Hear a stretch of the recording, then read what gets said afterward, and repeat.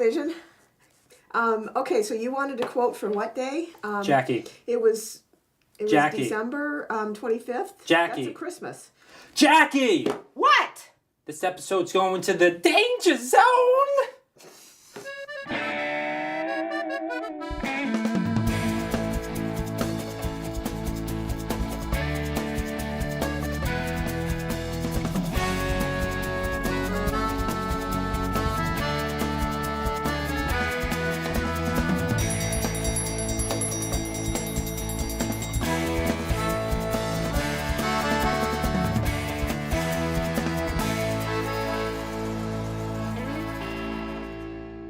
Most people look at television shows as just a form of entertainment, a time when we can relax, turn off our brains, and just enjoy, especially with animations.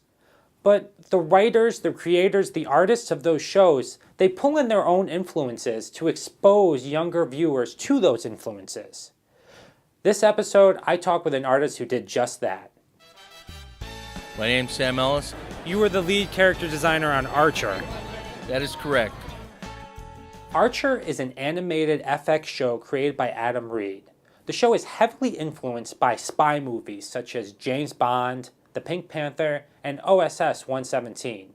While it's never specifically stated what time period it takes place in, the architecture and clothing style is very similar to the 1960s. How did you come up with the designs? What was your thought process? Neil Holman and Chad Hurd and I got together and we came up with just a different rule set and kind of refined, simplified what we had. A lot of input from Adam, and then looking at things like Look magazine and different period pieces from then, going, all right, well, let's look at that artwork and put it all into this thing, an amalgam which we call Archer. Has a vintage feel to it. Thank you. Where did you draw inspiration for that vintage? That was there an era you were going for? So my inspirations when I was looking at it and as I was drawing like the full face, which is like the straight to camera face of Lana in Archer, I wanted the characters to look like the character heads that you would see on like Marvel comic books of the time period. So I looked at a lot of stuff from Sal and John Buscema, John Romita Sr. I'm a big fan of Alex Toth. Alex Toth is an American animator best known for his work from the 40s to the 80s. Many people know him for his time with Hanna-Barbera. I, on the other hand, was introduced to him through the Adult Swim network. Some of its early shows brought back and honored his animations. Most notably, C-Lab 2021, Harvey Birdman Attorney at Law, and Space Ghost Coast to Coast.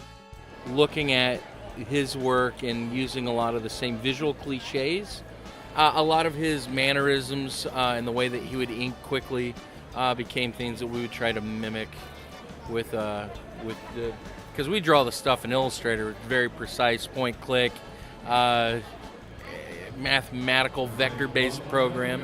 This is the Spielberg, George Lucas generation. This is what Spielberg and George Lucas were fed from their televisions and their interests in comics and their interests in movies. They were watching this. And what does this give us suddenly? It gives us Close Encounters of the Third Kind. It gives us Star Wars.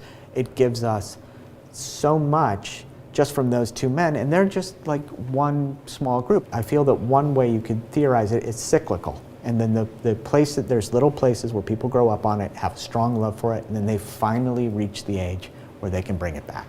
For example, Josh Whedon, I'm sure he was watching Battlestar Galactica as a kid. He said, how can I make this better? And yet I don't want it to be, it can't be Battlestar Galactica because now it's my thing, and then Firefly comes from that. Do you feel like when you pay homage to these classic artists that you're exposing them to a new generation that might never have gotten to see it? Yeah, I think so. Especially when they get to see interviews and stuff like this and find out what drove the artist to work a certain way. Everything in life is a remix. We stand on the shoulders of giants. I learned English from someone that knew English. I've seen things. I am always visually inspired by things that I see.